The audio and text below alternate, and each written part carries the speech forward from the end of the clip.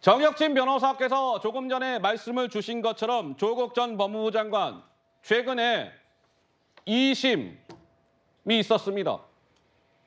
결과가 어떠했습니까? 1심하고 똑같이 나왔어요. 실형, 징역 2년. 재판부가 조국이라는 피고인은 범행을 인정하거나 반성하는 태도를 보이지 않고 있습니다. 이렇게 따끔하게 질책을 하면서 항소심 2심에서도 징역 2년, 실형이 나왔습니다. 그런데 조국이라는 인물은 교도소로 간 게 아니라 걸어서 나왔어요. 법정 구속이 안 됐습니다. 그 부분은 잠시 후에 짚어볼 거고요. 조국 전 법무부 장관 그동안 본인의 자녀 입시 비리 논란과 관련해서 이런 주장을 줄곧 해왔었지요. 들어보시죠. 아이 문제에는 불철저하고 안이한 아버지였음을 겸허히 고백합니다.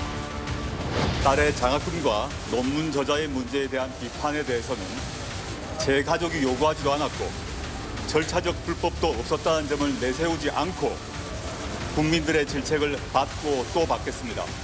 제 딸이 문제 논문 덕분에 부정 입학했다는 의혹은 명백한 가짜뉴스입니다. 제가 선제적으로 이렇게 대응을 했어야 되는데 그냥 제 일에 바쁘다 보니 아이 교육에 좀 무관심한 이렇게 하다 보니 여기까지 와버린 것 같습니다. 자, 이제 2심에서도 실형, 징역 2년이 나왔는데 이제 이런 거죠. 아니, 통상적인 경우라면 2심에서도 실형이 나왔으면 바로 교도소를 간다. 법정 구속이 되는데 조 전 장관은 이번에 법정 구속이 안 되고 걸어서 나왔잖아요. 그래서 나오는 얘기는 최근 몇 년간 1심, 2심에서 유죄가 선고됐는데 법정 구속하지 않은 사례 내가 본 기억이 없어요. 일반인이라면 상상할 수 없는 일, 특혜라면 특혜일 수 있어요. 이렇게 꼬집었는데 정혁진 변호사님 한 말씀 주실까요? 그런데 지금 제가 도저히 이해할 수가 없는 게 왜냐하면 조국 전 장관이 1심, 2심 다 실형이 선고가 됐음에도 불구하고 법정 구속이 안 된 게 방어권을 보장하겠다는 거거든요. 첫 번째, 대법원에서는 방어권 보장할 게 없어요. 대법원은 법률심이기 때문에 그냥 기록만 보고 대법관님들이 판단하면 되는데 거기에 무슨 새로운 증거를 들이댈 겁니까? 방어권 자체가 필요 없는 대법원에 무슨 방어권 운운하는지. 그다음 두 번째는요.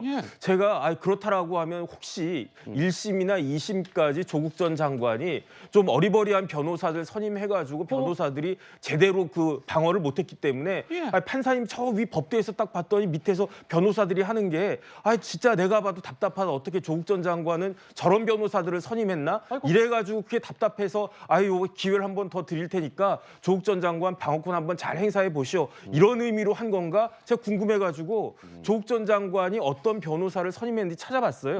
로펌 5군데 선임했고요. 5군데요? 거의 다 대법원 부장판사급들 그 선임을 갖다가 했고요.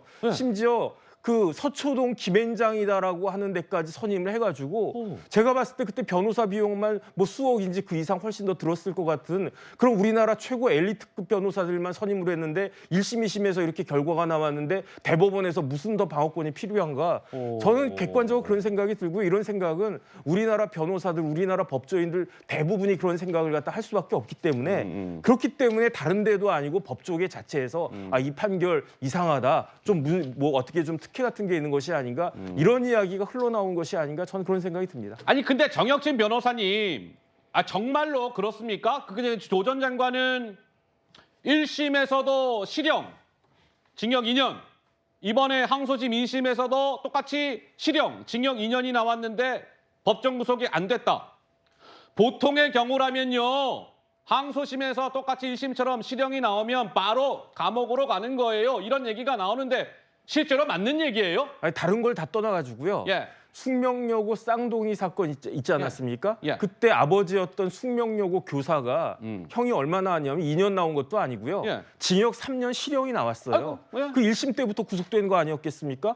그런데 왜 조국 전 장관은 단순히 입시 비리를 떠나가지고 직권남용 권리행사 방해에다가 그 부정청탁금지법 위반에다가 그런 범죄가 훨씬 더 많았는데 왜 2년밖에 안 나오고 법정 구속도 되지 않았는지 그거야 이제 뭐 판사 마음인데 판사 마음이 그렇게 무슨 무슨 뭐 그런 장난감 마음인가? 아이고. 저는 그런 생각이 들어가지고 예. 제 개인적으로는 이해가 잘 안 됐습니다.